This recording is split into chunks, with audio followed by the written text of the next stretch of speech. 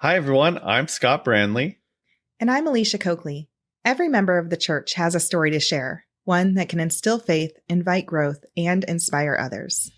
On today's episode, we're going to hear how the unexpected death of a daughter helped one woman understand the Lord has been preparing her for both the blessings and the trials in her life. Welcome to Latter-day Lights.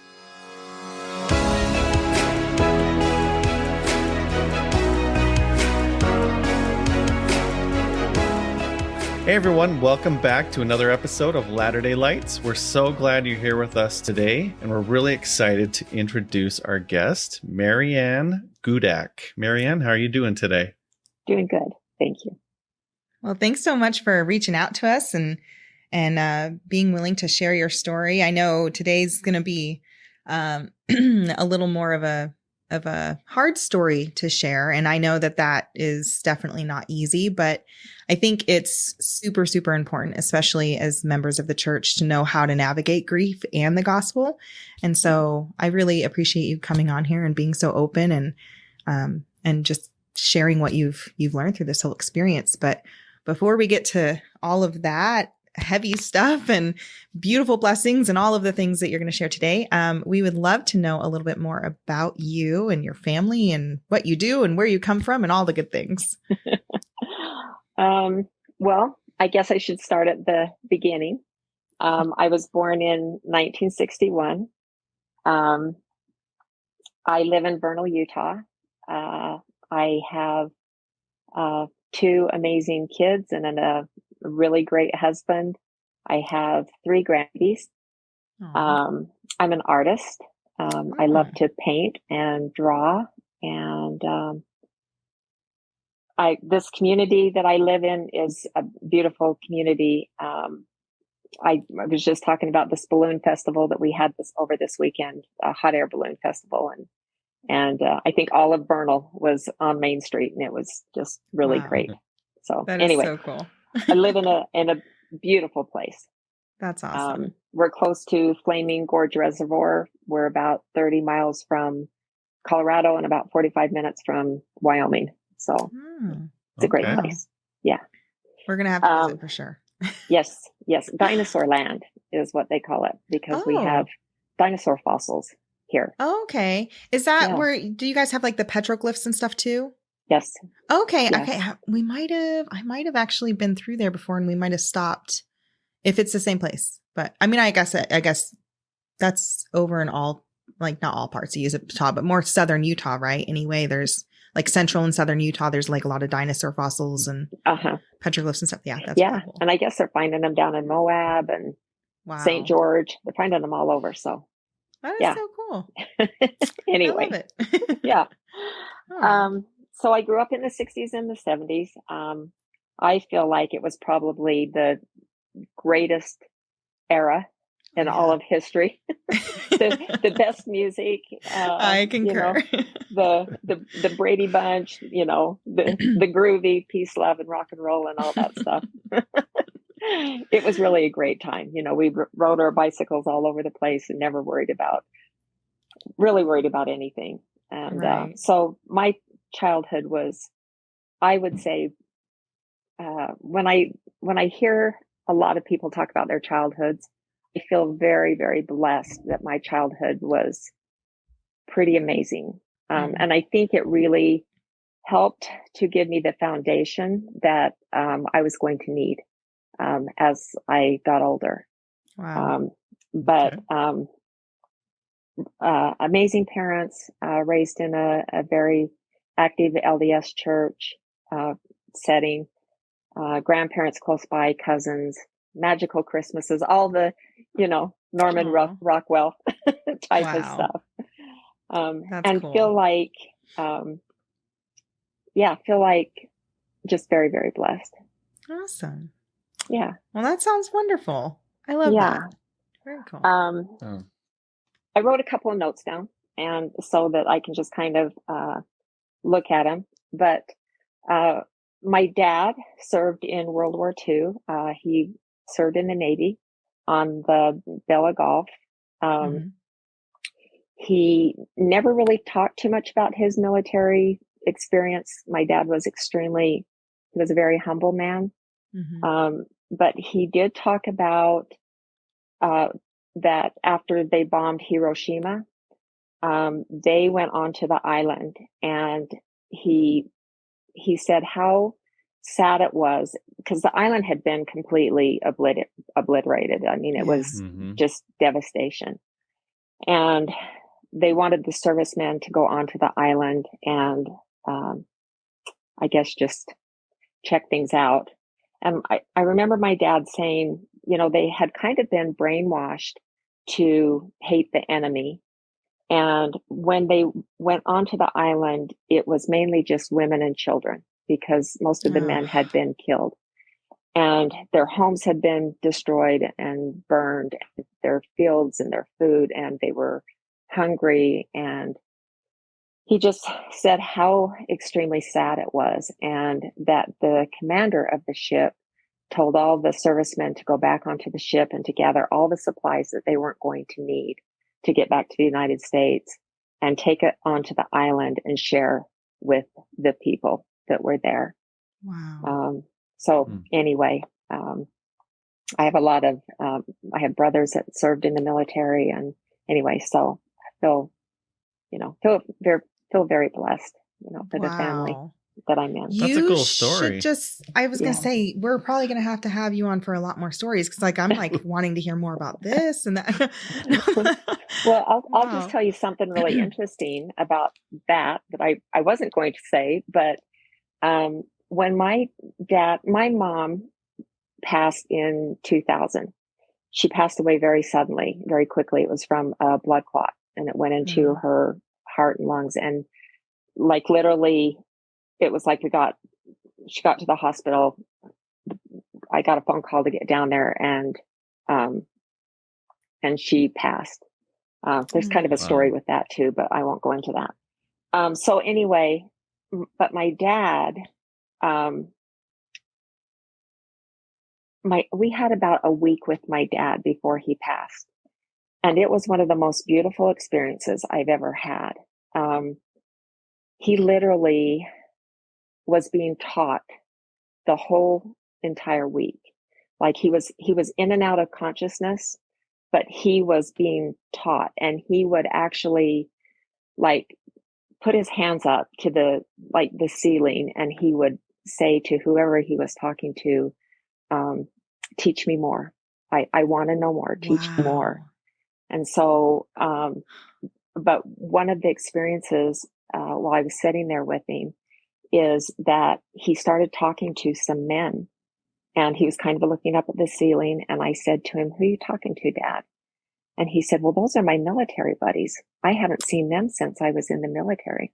And he was just carrying on a conversation with them. Wow. It was such an amazing experience. And another thing I want to say about that is he heard nonstop music. Like he would just talk about like hearing the angels sing and hearing like, at one time he said to me, "Mariann, do you hear that man singing?" And I said, "I don't, Dad." And he said, "Oh, his voice is so beautiful and it's so clear." And I said, "What's he singing, Dad?" And he said, "Onward, Christian soldiers." And he just started singing with him. So it's very real, and it's just so close. It's just so Mariann, close. I've never started crying before the story even started. I wasn't even going to talk about that. I'm sorry. I'm so glad you did. It's so beautiful. Oh man. Oh. Okay. My life is extremely blessed. Wow. Yeah, what a cool experience. Yeah. That's amazing. Yeah. Wow. So I was raised on a small farm, raised to love animals and love everything, love trees and everything. Probably the first experience that I ever remember dealing with tragedy. My oldest brother, Doug, was serving in the Army, and this was at the time of Vietnam. And he was stationed in Germany. I remember my mom and dad being very grateful that he wasn't actually in Vietnam. Mm-hmm. But his wife gave birth to a beautiful baby girl named Michelle, and they lived in Logan, Utah.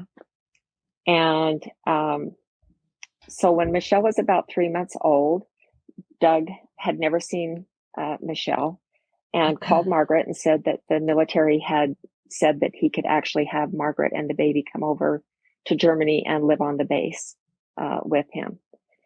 And so at that time, she had to go into Salt Lake to get a military passport.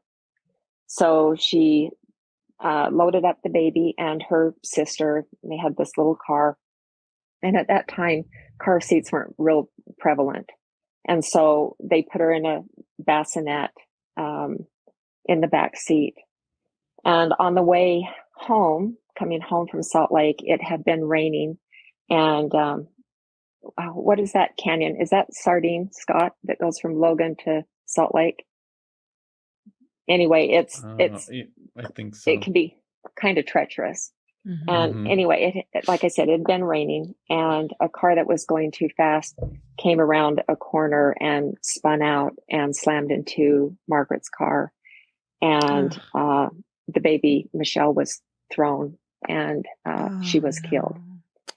And that was the first time that, like I said, that I remember just experience real tragedy. But here's where I want to go with that story. So, like I said, I was like 10 years old, and I was playing with my dolls in the living room. My mom was a really hard worker, and she hardly ever took a nap, but she came in that morning and she said, I don't know why I'm so sleepy, but I think I'm just going to try to lay down and take a 10-minute nap. And so she did, and I was just playing quietly there. And all of a sudden, she just sat straight up, and she just took this big breath, like she was just startled. And it scared me. And I remember, saying, "Are you okay, Mom?" And she's like, I don't know. I don't know. So she got up, and at that time we didn't have cell phones. We just had landlines. And she went in and she tried to call Margaret, and she didn't answer. And so she waited a little while and tried again, and no answer. So a couple of hours later, the phone rings and Mom answers it, and it's Margaret. And she told my mom about the accident and that Michelle had been killed. Oh, man. Well, my mom, of course, just fell apart. But what had happened is when my mom took this nap, she had a dream that Margaret was running towards her. And she had a yellow blouse on and a blue skirt. And she was holding Michelle in her arms. And as she was running towards her, she tripped and fell, or was falling. And she threw the baby out to my mom. And she said to my mom, "Catch her, Mom." And that's when my mom sat up and was so startled.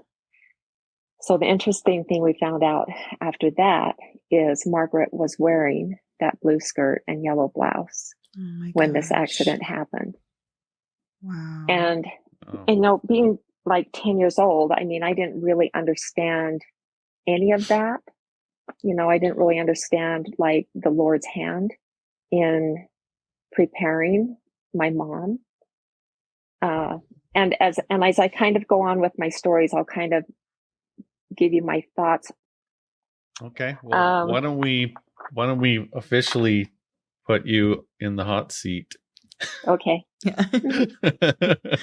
Oh no. So I went through junior high and high school and had, great experiences. In 1978, I met this really cute little Catholic boy. And in 1979, I married him, and we're still married. And Wow. and he's a good partner. We do really well together. But soon after we were married, I found out I was pregnant. And 6 months later, I went into premature labor and gave birth to a little boy, but he didn't live. And so then we decided we would wait a little bit, and then I tried getting pregnant, and I couldn't get pregnant. And so there was about 5 years there that we just kept trying and nothing was happening. So I started like fertility treatments. Well, I had this really great doctor. His name was Dr. Evans. And during this time, he kind of kept suggesting, have you ever thought about adoption? And we were young, and we just felt like we hadn't really explored all the avenues. And so, you know, we just kept saying, well, no, we're just not quite there yet. Well, at one point during this time, he said, you know, I served on a mission with a companion. His name is Dr. Later, and he also became a gynecologist, and he is a doctor in Salt Lake. And he said, next time you're in Salt Lake, why don't you just stop by and chat with him? And I thought, okay, well, that's odd, but okay. And so the next time we were in Salt Lake, we stopped at this hospital and asked if we could meet with this doctor. And so we went into this room, and he asked what we were there for, and we told him. And he said, you know, I don't really deal with a lot of adoptions. He said, I help lots of babies come into the world, but I don't really deal with adoptions. And so that was kind of that. Like, there wasn't anything to it. And I remember leaving there and just thinking, well, that was kind of odd. Like, you know, I don't know what that was all about.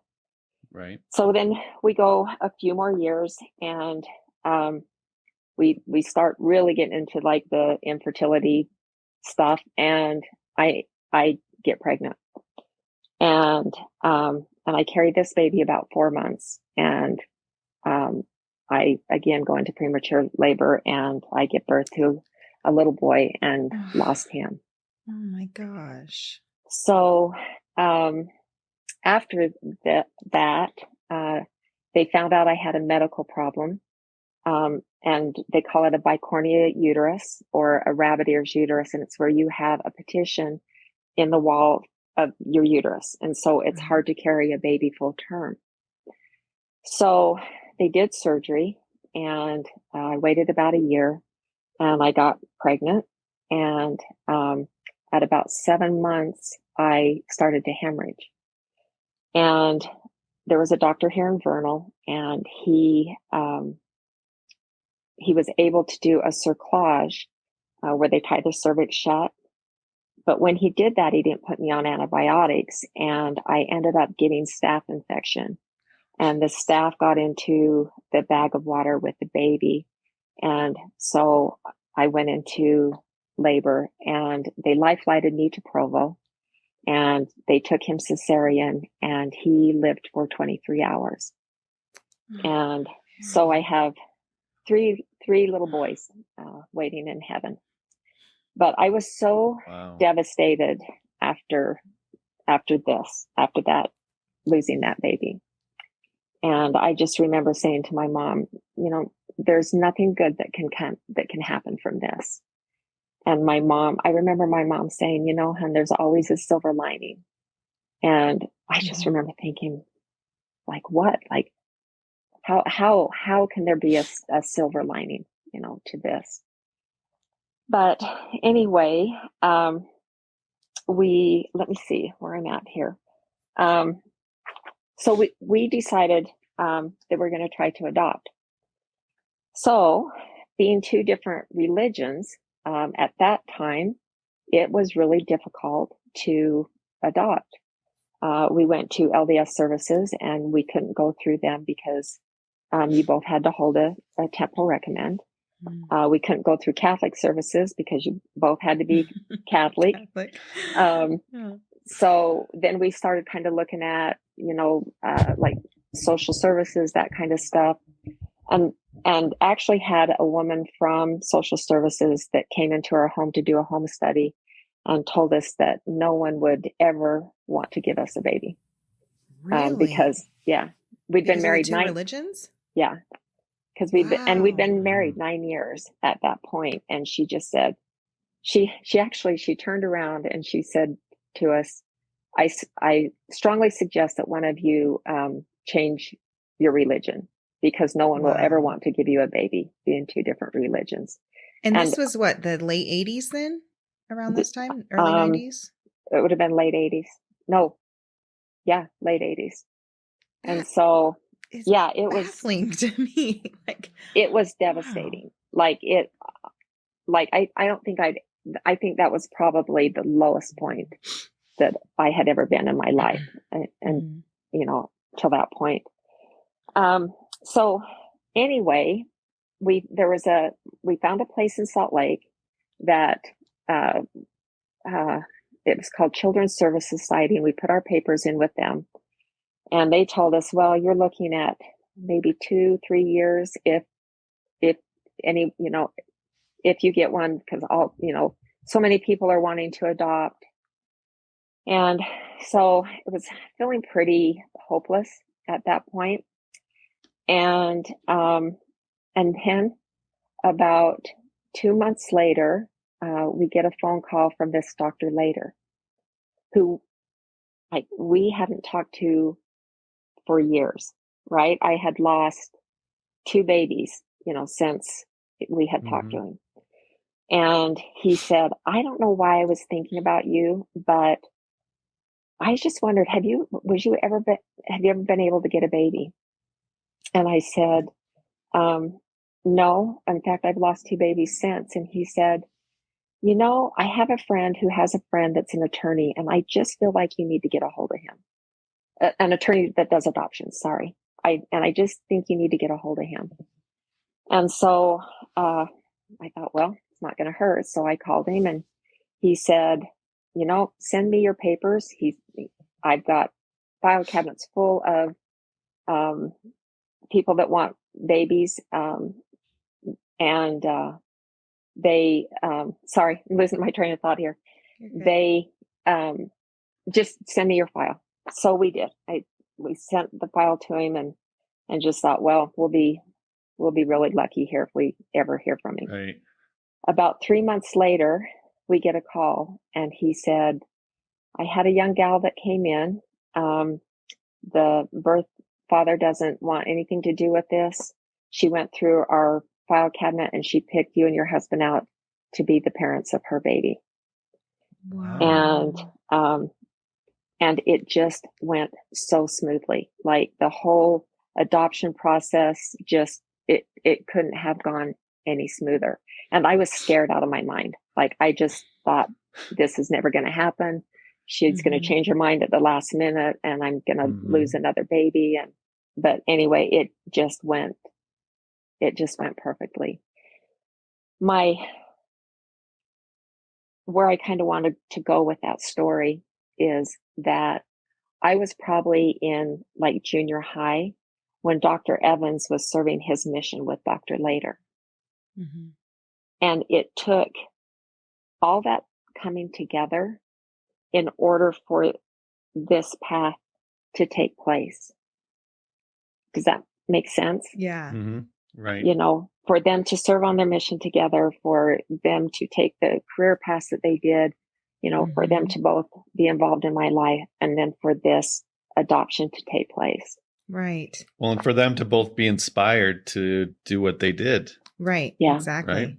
Yeah. Just, and there's where I'm talking, there's the preparation of the Lord, right?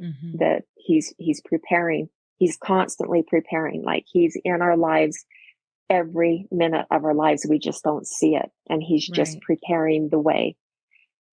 So anyway, we adopt this beautiful little baby girl. She had like rosebud lips, and she just was perfect. I remember after we got her, laying her on a blanket on the floor of our living room and just staring at her. But I always had this feeling of that I wasn't going to have her forever. And I would just sit there and sob and sob. And I remember kind of just like chalking it up, thinking that, well, it's just because I've lost babies, and I was scared I was going to lose her. Mm-hmm. And, so as time goes on, that feeling kind of goes away. I mean, I think looking back, I think it was always kind of there. And I think that's one of the reasons that I was so involved in her life and was so close to her. But anyway, so I just enjoyed her. And 2 years later, I was able to, I was down for 7 months flat, but I was able to give birth to our son, to Jeremy. Wow. And yeah, so now I've got my two kids. I've got Whitney and I have Jeremy, and Okay. life is good, and we're raising kids and enjoying them. Well, when Whitney was about 14 years old, Mike had always taken the kids out on the back roads and had them drive, because he always said, I'm not going to put my kids behind the wheel of a death trap and not have them know how to drive at Right. 16. And so my husband and Jeremy were out at the motocross track here. My son did motocross, and Whitney and I were in the backyard. We were doing some yard work, and we got done, and I said to Whitney, let's go in, let's pop some popcorn and let's go in and watch a movie. And she said, okay. And so I said, well, I'm going to pull our pickup into the garage. And she said, I want to do it, Mom. Let me do it. And so it's a big, a big pickup. And so as she starts to get into the truck, she said, Mom, will you guide me in? Because she had a hard time kind of knowing like when to stop. And I said, sure. And I started to get in front of the truck, and I had this voice that actually stopped me. And it said, don't get in front of the truck. And so I stopped, I hesitated, and I stopped, and I just kind of thought about it for a second. And I thought, well, Mike does this all the time. He guides them in all the time. So I start to get in front of the truck. And again, this voice said to me, don't get in front of the truck. Mm. And I stopped, and I said to Whitney, make sure you hit the brake and not the gas when I put my hand up, because if you hit the gas, you'll crush me. So I get in front of the truck, and I'm guiding her in, and I put my hand up for her to stop. And I think by me saying that to her, I think it probably confused her, and she hit the gas, and it pinned me up against the wall. So the truck is spinning, and she goes into shock. So the truck is pushing up against me. Mm-hmm. And the blessing out of all that is there were wooden cabinets behind me, and it was the bumper of the truck that actually was like against my femurs, and the cabinet behind me gave in, and so it just broke my femurs, both femurs, just a clean break. When she finally could kind of like, come out of shock clearly, a little bit. Yeah. She put it in reverse, and she backed up, and I didn't know that my femurs had been broken. I mean, all I knew is this immense pain. And, so I just went down on the floor because there was nothing to hold me up. Right. But I remember that my biggest concern was her. Like, I was so afraid for her and what she was witnessing. And so she, of course, she was hysterical and was, crying. And I just said to her, babe, go in and get a blanket, cover me up, and call 911. And so she did. And, anyway, they life-flighted me out to, University of Utah. They took my knees apart. They shoved 2 titanium rods up my femurs, put my knees back together, and sent me home.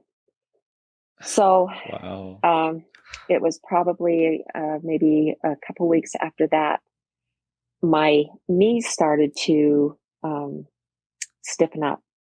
Like because they want you to, they've got you on this machine and they're trying to get the, that mobility, that bend back into your knees, and they just stiffened up.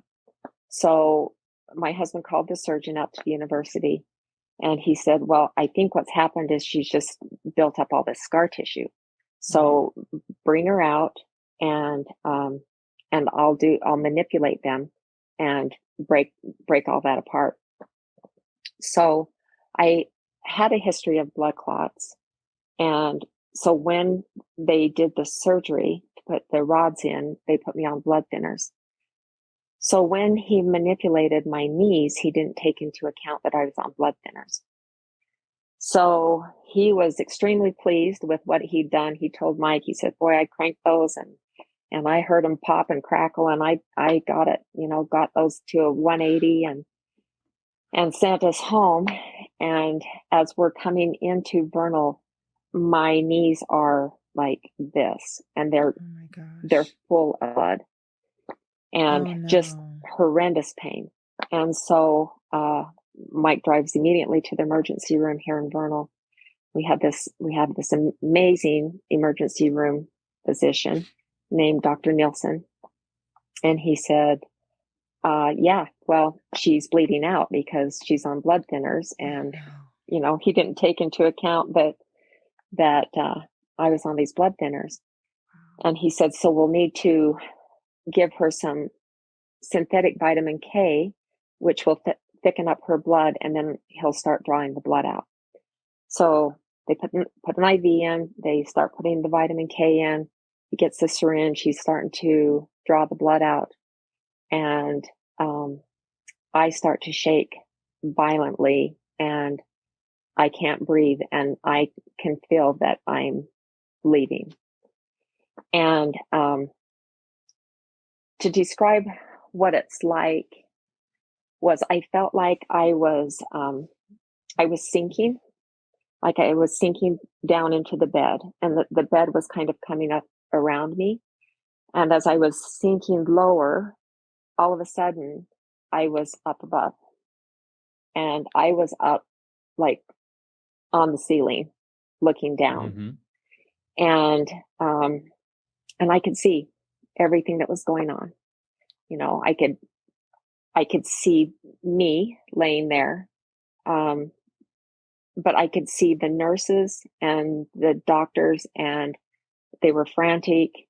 But the thing I remember the most is I could feel them. Like I could feel their worry. I could feel them, they're being, frantic. I could feel Dr. Nielsen thinking about what he needed to do, what was next, what he was telling them. But the thing I remember the most is I could feel my husband, and I could feel how afraid he was. And so I remember Dr. Nielsen saying, "Get out the paddles." And then after I felt Mike's fear, I just remember feeling like I need to go back. And then I guess I went back. I don't know how else to explain it. They didn't have to use the paddles because he had put something into the IV to reverse the vitamin K. Anyway, what I found out later was that I had a 1 in a billion allergic reaction to the synthetic vitamin K. Really? Yeah. So anyway, so that was kind of my experience with that. But after that, it was a long rehabilitation. But Whitney never left my side. We just got extremely close after that, and just stayed very, very close. So then the kids went to high school. excuse me, like I said, Jeremy was a motocross rider, and so we were always going on the weekends watching him race. Whitney was a cheerleader in high school, and so we were always at the games watching her. There was always kids at our house. We just enjoyed them, just fully enjoyed her children. After Whitney graduated, she went up to Utah State University up in Logan, and she got her diploma to be an elementary ed school teacher. And she met a young man while she was there, and they got married. And so, you know, life is going on. And so during Whitney's marriage, things started to go south, and they started having a really rough time. But towards about the 6th year that they were married, she got pregnant, and she had this beautiful little girl, and named her Renner Marie. And Renner comes from a motocross rider that she really liked when she was a little girl. His name was Ronnie Renner, and he did these amazing whips on motorcycles. And so she said, "Mom, if I ever have a little girl, I'm going to name her Renner." And so that's where her name comes from. So anyway, she has this little girl, and the marriage just isn't working. Wasn't working for either one of them. And so at about when Renner was about 6 months old, Whitney moved home with us. And it was hard. You know, it was a blessing having her here with us and having the baby here with us. We enjoyed that, but it was hard watching her try to navigate going through this divorce and the custody of Renner, and I know it was hard on the other side too, for the other family. And so I don't want this to sound one-sided at all. I know that it was difficult on both sides. But so Renner was born in January, and the next, so she had her first year birthday, and then the next August, things were getting pretty nasty. And I was at work, and she called me, and so there had been a couple of custody exchanges, and she called me at work, and she said, "Mom, I had a really horrible dream." And I said, "Well, what happened?" And she said, I had this really horrific dream that Renner and I were in a really violent car accident. And when she told me about it, it physically hurt. Like it felt like somebody had punched me in the chest. And I said, "You know what, babe?" I said, "There's just been a lot of trauma that's gone on. You're just hurt. You know, it's nothing. Just try not to dwell on it, and, you know, just say your prayers, and everything will be okay." And this kid, honestly, she could sleep through a freight train, and she never remembered her dreams. So it was really odd that she would, you know, have this dream and remember it. So 2 days later, again, I'm at work, and she calls me, and she said, "Mom, I just had the same dream."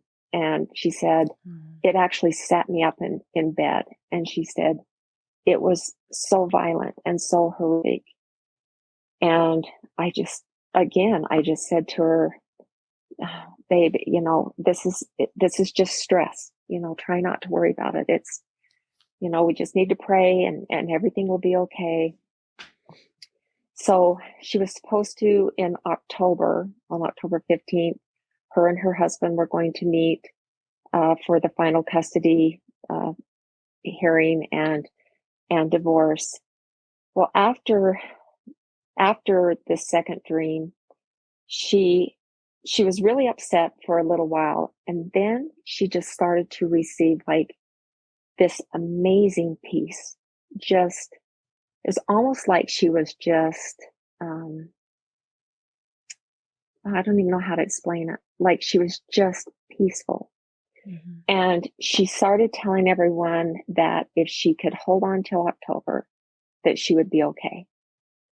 And, you know, she would tell us, and she would tell family members, and even people like we'd be at the grocery store and she'd be talking to somebody, and she would just say to me, you know what, if I can hold on to October, I'm going to be okay. And, you know, I would even have people say to me, what does she mean? Like, what is she talking about? Hold on till October. And I was like, I don't know. You know, maybe because the divorce will be final and they can, you know, both kind of, you know, go their own ways and navigate life a little better. But she was peaceful. Like she was totally okay with it. So the week before the 15th, that Wednesday, we drove to Heber, which is 2.5 hours out of Vernal. So her husband would have come Logan. And so that was about the halfway point. And they had picked up Brenner and had her for a few days. And then we were supposed to pick her up on Sunday, which was the 11th of October. So we met in Heber. And at that time of the year, you know, it gets dark really fast. And we were traveling back from Heber, and it was a black night. It wasn't stormy. It was really clear, but it was just one of those nights where it didn't feel like there was a moon or stars out. It just felt, you know, very, very black. Mm-hmm. And we were coming into, they call it Fort Minton. There's Fort Minton, and then there's Roosevelt, and then there's Vernal. So we're about 45 minutes out of Vernal. We're coming into Fort Minton, and there was an SUV in front of us. And all of a sudden, the SUV hits his brakes, and he slams into a black cow that was in the middle of the road. Mm-hmm. And we swerved around the SUV, and we swerved around the cow, and all of us, my husband was driving, I was in the passenger seat, and Whitney and Renner were in the back seat. And we both all said, we need to stop and see if anybody's hurt. So Mike pulls in front of the SUV, and he's got the tail lights. He has the car kind of parked out so that he can turn on the emergency flashers so that if anybody's coming, they can see that there's an accident and to slow down. So I start to get out of the car, and as I'm getting out, this voice said to me, "Don't get out of the car." And I kind of hesitate. And then once again, I hear, "Don't get out of the car." So I shut my door, and I didn't realize that Whitney had gotten out of the car. So Mike is just getting out of the car, and he turns around, and he sees Whitney standing in front of the SUV with the man that was driving the SUV, and his name is Cody Marks. And Cody's kind of slumped over in front of the SUV, and she's got her hand on his shoulder. And just then we hear this really horrific noise. And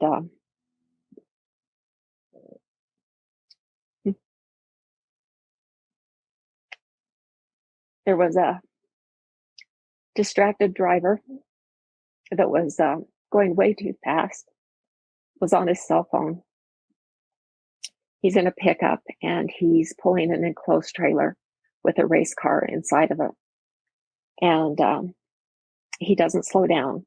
And the cow that was dead in the road, he hits the cow, and he swerves over and hits the back of the SUV, which slams into Cody and Whitney. And it threw Cody right by my passenger door and killed him on impact. And it threw Whitney about 50 feet out into the field. And like I said, it was a pitch dark night.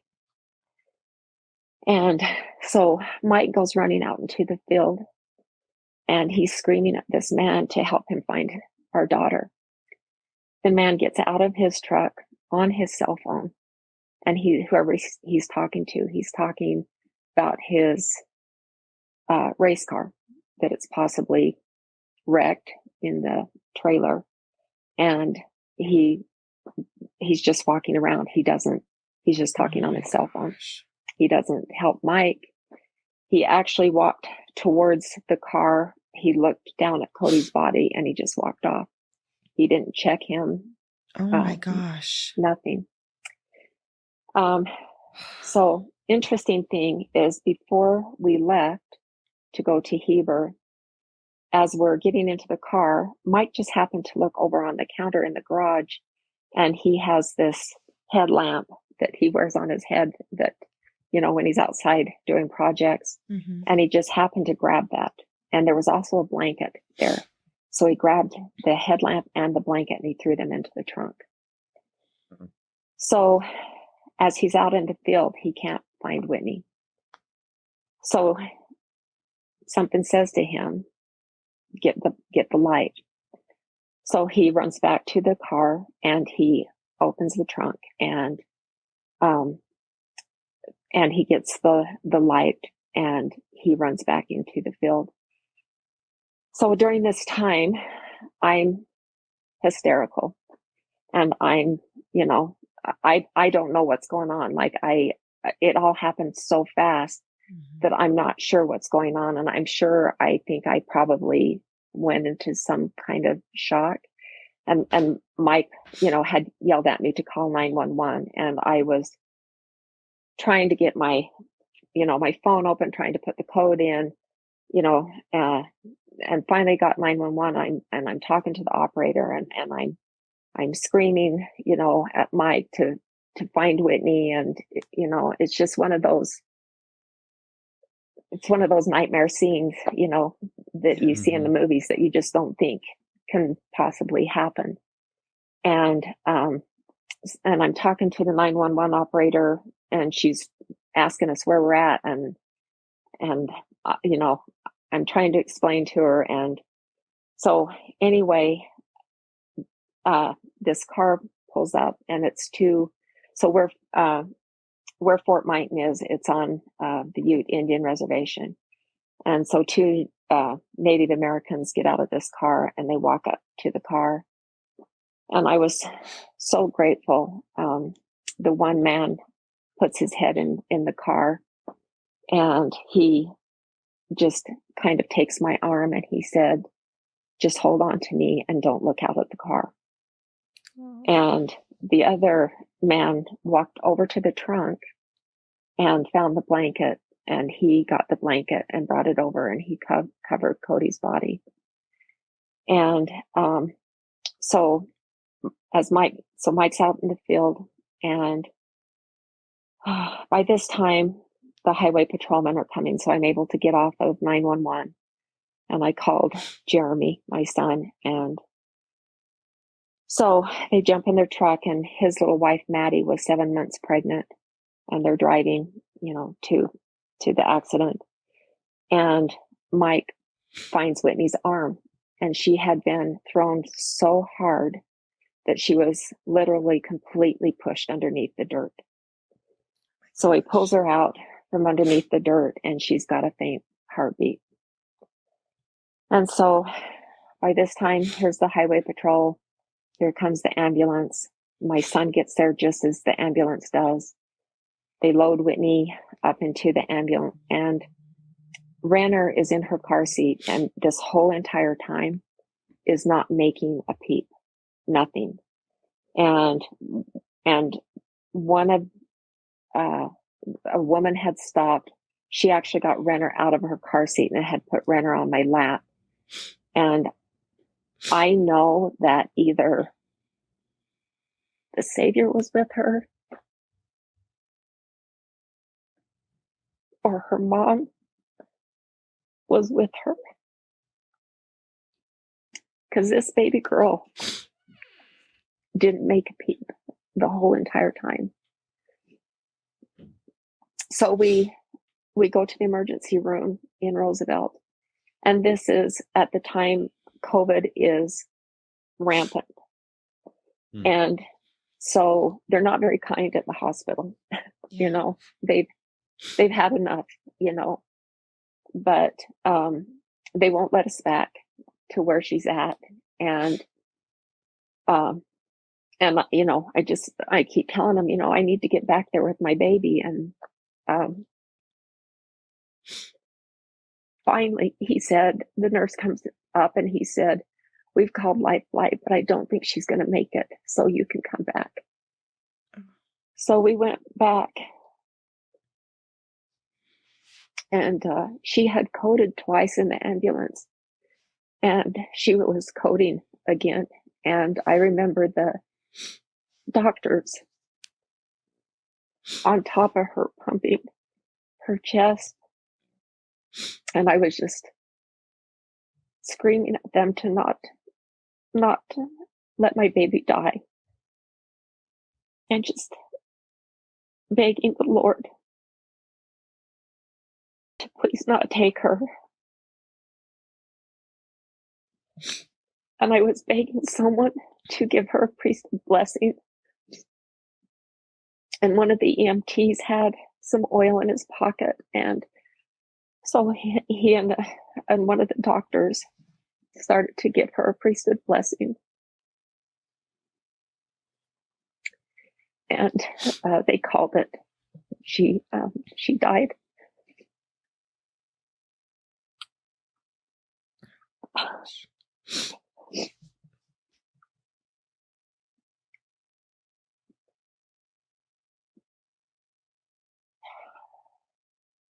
It's just hard to even explain.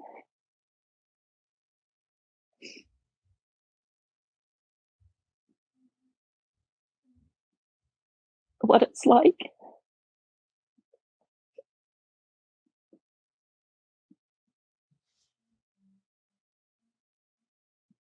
And I think one of the things that's so hard is that you feel so alone.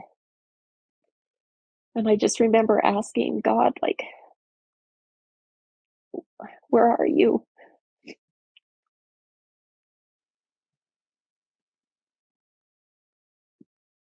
But I look back at it now, and there's so many blessings that happened during that time.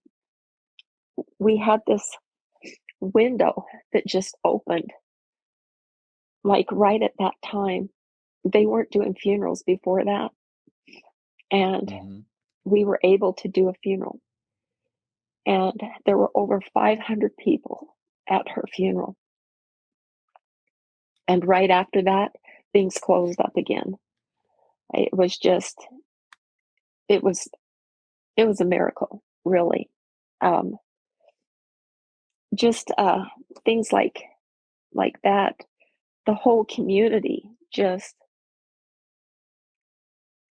pulled together. I mean, even on the Wendy side sign downtown, they put on the sign, "Our love and prayers are with the Gudac family." Just people are amazing. They really are amazing. We live in such a beautiful world. You know, there's so much going on around us that is not good, but there's so much around us that is good. And we need to recognize the good and the good in people. And that they want to help you. You know, they want to be there for you. So anyway, it was tough after that. Grief is vicious. And but the interesting thing is I pulled closer to my Heavenly Father. I just couldn't get enough. I grabbed every spiritual book I could find. I I grabbed the scriptures. I read through the New Testament. I prayed like I have never prayed before. I needed him. I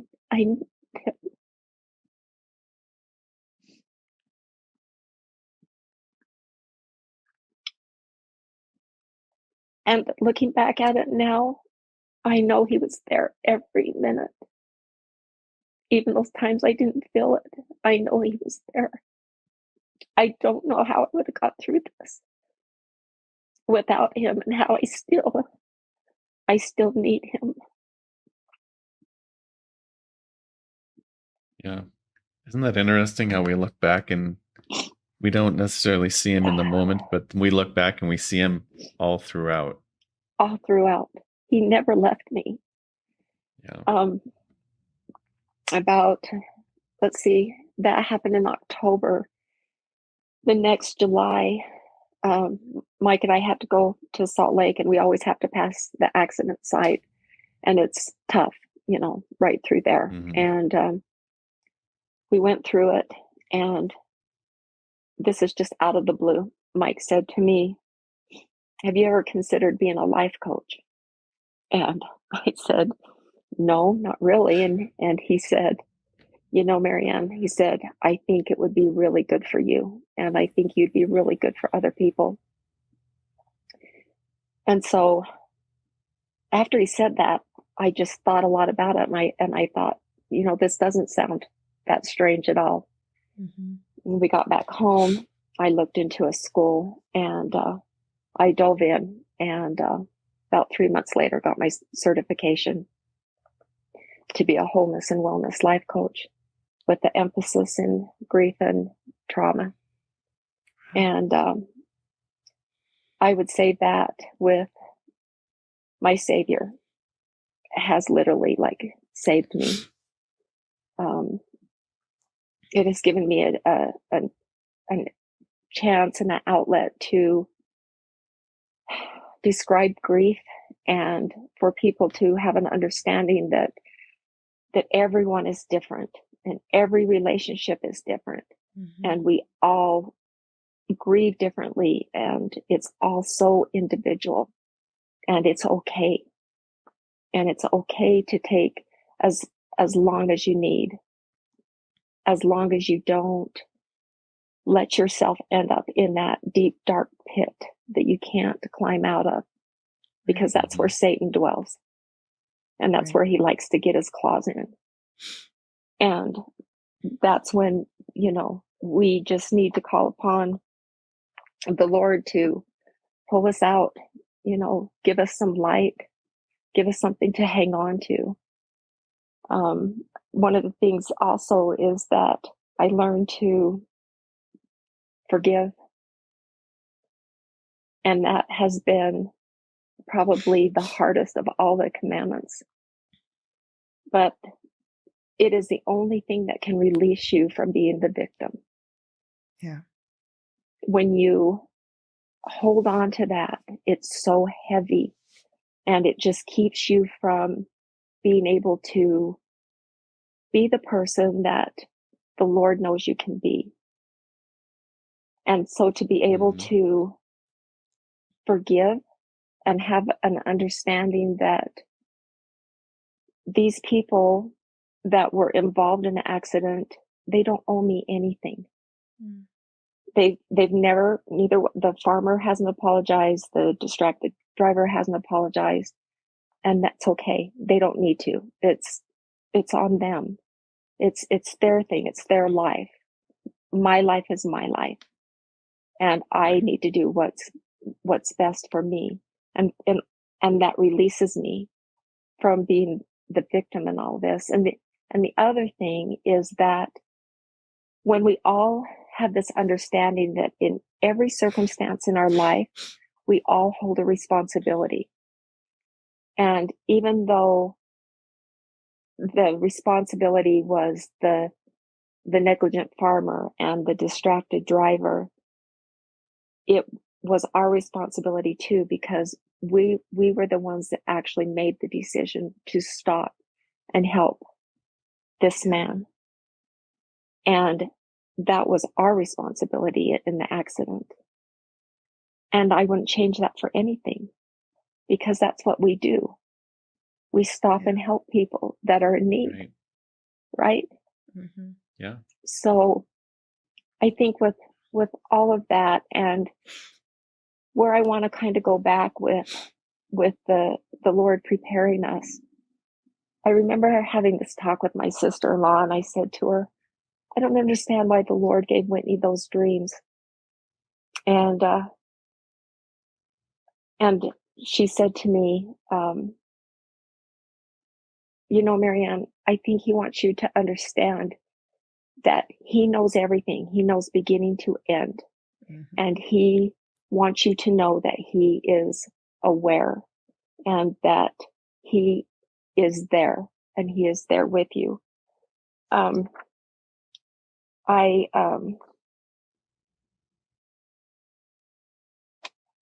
kind of forgot this part. Let me back up, because this is really, really important. After the day after Whitney was killed, I was laying there on her bed in the bedroom, and was a mess. And I just had this voice that said to me, you need to read the last text that Whitney sent you. And so I got my cell phone out, and I pulled her up, and I read this text. And this is what her text said to me.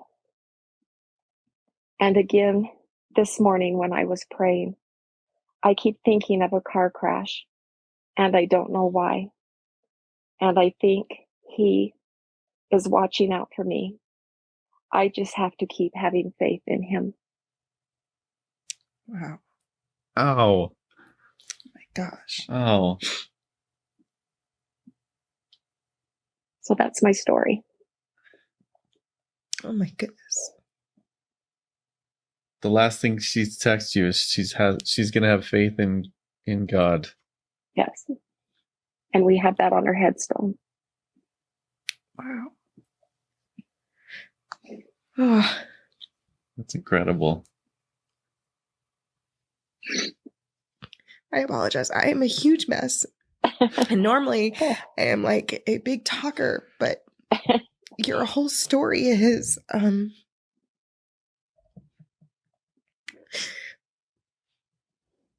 it's so tragic, and it's so beautiful. Like, there's so much beauty in it and so much love in it. And I know, you know, when we talked before we got on the show here, you mentioned that things aren't perfect the way that, you know, that you were hoping, you know, in regards to just family relationships and things like that. There's still tough things. It's not like everything is easier now and right. Everyone's drama has been solved and whatever else. Like, there's still a lot of things. And I think that sometimes that's the hardest part of grief, is what's compounded because of it. Right. Right. It's right. Not just losing someone, it's losing everything that you thought was going to be a part of your life because they were there. Yeah. You know, and then having to navigate, like you were mentioning, like everybody else's decisions. And I just thought that was so profound that you recognized that you're only responsible for you. Yeah. You know, you're only responsible for what it is that you can take responsibility for, and you don't have to go putting the blame on anybody else that was involved in the accident. You don't have to put the blame on anybody who doesn't grieve the same way that you do. You know, I'm sure that there's a lot of very complicated grief in a situation like this. And I just think, one, I think your husband was very inspired. Yeah. For you to become a life coach, because I honestly believe that one of the best things that we can do, and one of the most responsible things that we can do in this life when we are given challenges and trials and tragedies, is to use those to help other people. I am such a hardcore believer in that. I don't think that Heavenly Father will allow us to go through anything that isn't supposed to be used for not only building the kingdom, but also for building the individuals within the kingdom.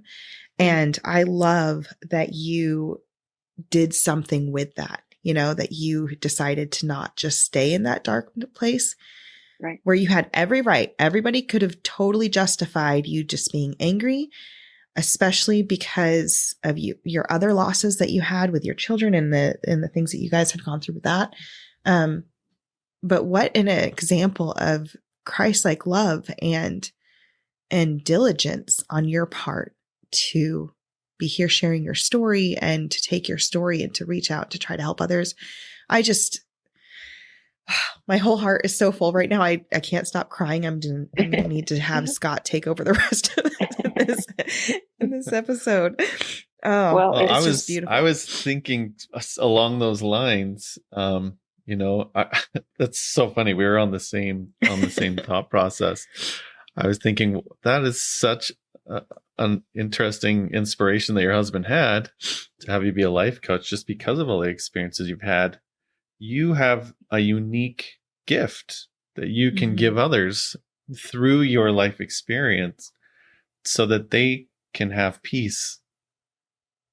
And that's a gift that I know you don't necessarily want to think that it's a gift from your daughter, but in a way, you going through this and getting peace at the end is giving you the ability to give that peace to others when they have tragedy in their life.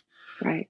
And my daughter was such a giver. Like, she was the kind of person that, when she was a cheerleader, they used to call her Mother Whitney, because she was the one that carried the duffel bag that was full of bobby pins and safety pins and all those things that everybody else would forget. And, she just, like, the stories that came after, I knew what kind of person she was. I knew how incredible she was, but the stories that I would hear from people that I didn't even know of, things that she would do for other people, just, just was like a mountain, of goodness. She was just such a special light, and still is. She's still my light. I feel her, and I know she's prodding me on, she's saying, "Go, Mom." She's got her pom-poms out. And I organized a seminar last June, and had 3 other people that I asked to speak with me. And we actually filled the room to capacity. It was 120 people. Wow. And did this seminar, and it was pretty amazing. That's awesome. Yeah. That is amazing. Yeah. I have to ask, after Whitney passed, did you have a hard time feeling her presence, or do you feel like you felt her a lot, right? Like right afterwards? How did that go for you? There would be little things that would happen. I would say probably nothing big, just like little things.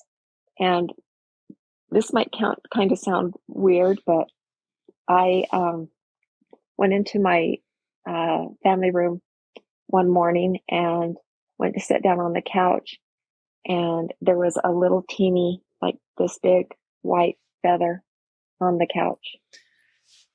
I have no idea like where that came from. We don't have birds in the house or chickens or anything else.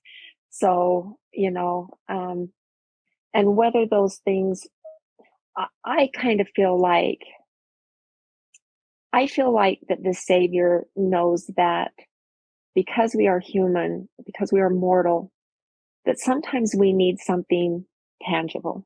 I mean, we're told to have faith and have trust but I think he understands our weaknesses as human beings, and has this understanding that, I think she needs a little something maybe that's tangible. And, whether that's where that feather came from, I don't know. but it comforted me. And so there's been like little things like that. And there's just been things like as I'm walking through the house, like you can just feel, you can feel it. You can feel the energy, you know, in certain places. And I'm sure that is either Whitney or my other angels or, you know, but I know she's close. I know she's close. I lost my oldest brother, Doug, the one that lost the baby. I lost him, about 2 months before my son, Jeremy, was born, lost him to cancer. And, so my earpods are going out, but, yeah, I just lost my train of thought. You're okay. But anyway, yeah, I do feel her. There's times I wish I felt her more, you know, but yeah. And so you said this was 2020. So this was a few years ago, right? Was it 2020 or 2020? Okay. Yep. 2020. Yeah. So yeah. I mean, I'm right there with you. People think sometimes like, oh, it's been a year or two, like you should be a lot better. And usually we are to a certain extent, but sometimes it just still feels so new, you know, it feels so recent. And, you know, one of the reasons why I had asked you, I don't know if maybe someone needs to hear this. But, after my brother passed away, that's all I wanted to do was I wanted to feel him. I wanted to know that he was still there. And I felt like I couldn't the way that I wanted to, you know what I mean? I was grasping at anything that I could to try to feel his presence. And I remember being so frustrated. And I had, I don't even know if I reached out to a friend or if he just randomly texted me. I think he randomly texted me. But my friend Troy Dunn, he messaged me and he had told me, you know, that he had heard about my brother. And then he said, don't be so upset if you can't feel him right now. And he said, I think that often we think that we're the only ones on this side of the veil that's grieving. We like to imagine our loved ones going over to the other side and it's just this glorious reunion and they're so happy and you know, they're not in pain and they don't have to worry and they have this bigger perspective because now all of a sudden they are in their true form of being, you know, spirit again. So they have a better understanding and knowledge and everything. And he's like, but I think he's like, sometimes maybe those who weren't quite prepared to leave, or maybe even the ones who were more prepared than others. He said that, I think they have to have their time to grieve too. And when we're in that process of grieving, it's really, really hard to feel the spirit because the emptiness that we feel and that separation, like we're not meant to be separated. And that's why it's so important to remember that families are eternal. And that's why grief is so hard is because we're really not meant to be separate from each other. We're meant to be together forever. And so when we have that break, we have that separation, it makes us, it just makes us feel less spiritual because it's not right. It's not what's eternal. And I loved when he told me that maybe my brother just needed time to grieve too. And until we could both get through our grief and heal a little bit from that, you know, we may not have that feeling of connection. And it's funny that you brought up the feathers because I didn't even know, and maybe some of the listeners on here don't know this, but there's this, I don't know, myth or legend or belief or whatever you want to call it, that if you see a feather, that it's someone on the other side that's letting you know they're around. I hadn't heard of this. I had never heard of this until about a year after my brother passed away. But as soon as I heard it, all of a sudden I see feathers everywhere. I literally saw one in the party store the other day. You know what I mean? Like I'm standing at the register and I look down and there's like this white feather on the ground. I'm like, oh, that's okay. And I see it and I acknowledge it. And I'm just like, hey, Zach, you know, like I'll just kind of give him a little nod. But it's kind of nice. Like you said, like sometimes Heavenly Father knows that we're human and we just need a little something tangible to let us know that there is something else around there. Not that we need to look for signs, but Right. but I also think that it's okay for us to keep our eyes and ears open to those tiny little miracles. I think it's important. I really do. I think he wants us to open our hearts and our minds and you know, and listen and, you know, and understand. He knows us better than anyone else. You know, he knows our needs and our wants and our hearts, and he knows what we need, you know, so, you know, Well, let me ask, if you could give one piece of advice to someone who is grieving right now, something that could help them to continue on their process and to do so in a healthy way and in a way where they can draw closer to the Savior, what kind of advice would you give them? I'd probably say don't be hard on yourself. Allow yourself to have time and allow yourself to grieve, and whatever that looks like and whatever that timeline is, you know, it's okay. You know, there isn't there's not a set time. And it's like I said, it's so individual for everyone. But I do think it is important that if you are in, and we all, you know, get into those dark places, but to recognize that you're there and that you don't want to be there for very long, because that's dangerous. Yeah. And for me, it was reaching out, to my Savior, you know, to praying like I said, like I've never prayed before. I felt such comfort in the scriptures, or whatever kind of, you know, spiritual book you can find comfort in, or talks, or we have so much available to us now to help us, you know. And then, like I said, working on forgiveness, and boy, sometimes that doesn't come for a while. And sometimes I remember saying to my bishop, I said, I don't know if I can ever forgive. And he said to me, don't worry about it. He said, if you can't forgive in this life, you'll learn how to forgive in the next. He's like, don't stress.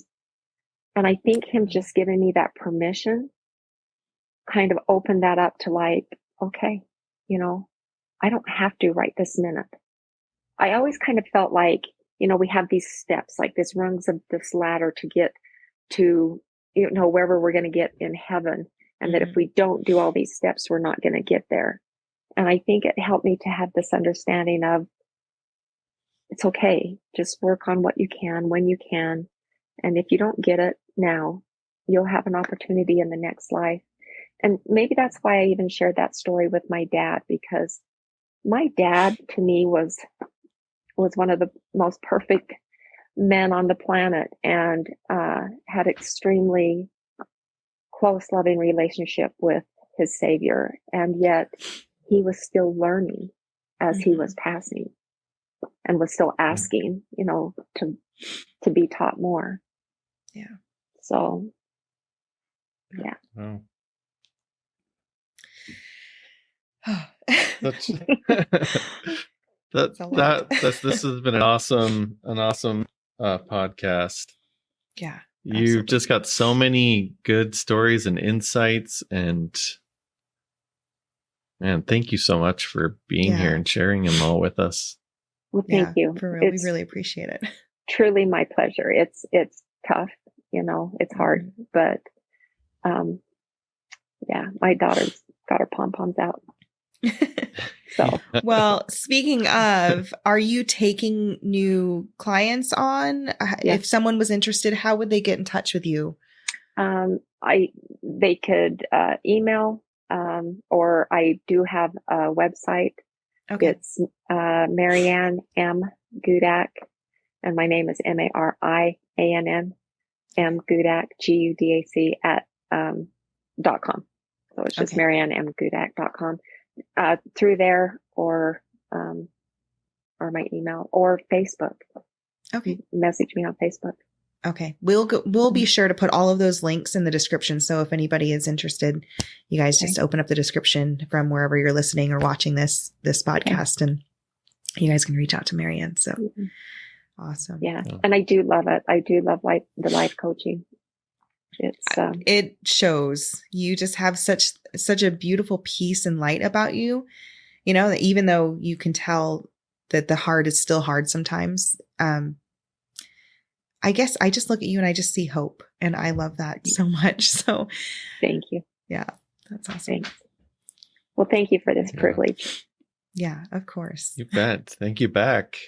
Thanks for being willing to share. And, you know, I know other people's lives will be touched because of it. Definitely. Thank you. So. Yeah. All right. Well, we're going to end the show so that I don't cry any more of my face off. Oh, gosh, Mariann. Yes. Thank you so much. And to all of our listeners, guys, thank you for tuning in. We really, really appreciate it. We would love to hear some feedback from you guys. If you would like to leave us a comment, just kind of letting us know what you thought about Mariann's story and the advice that she's given, how it's touched your life, and how you have been able to feel Christ through your own trials. We would absolutely love to hear those stories and those thoughts that you guys have. So be sure to leave us a comment and let us know, and definitely do your 5-second missionary work for the day. Click that share button and let's get Mariann's story out there. There are so many people who are going through hardships, whether it's the loss of a loved one or some other form of grief or trial or tribulation. These messages can definitely help out a plethora of people. So don't be shy. Let me just add in right there too. I want people to understand that grief is grief. Mm-hmm. It's not just the death of someone, you know, right. It's divorce, it's losing a job, it's finances. I mean, you know, grief is grief, and it's okay to feel that. So, absolutely. Yeah. That's very true. Thank you. Yeah. Well, thanks again, Mariann, and thank you for all the listeners for tuning in to Mariann's story, and we will see you next week where we will have another one. So until then, take care. Talk to you soon. Bye. Bye-bye.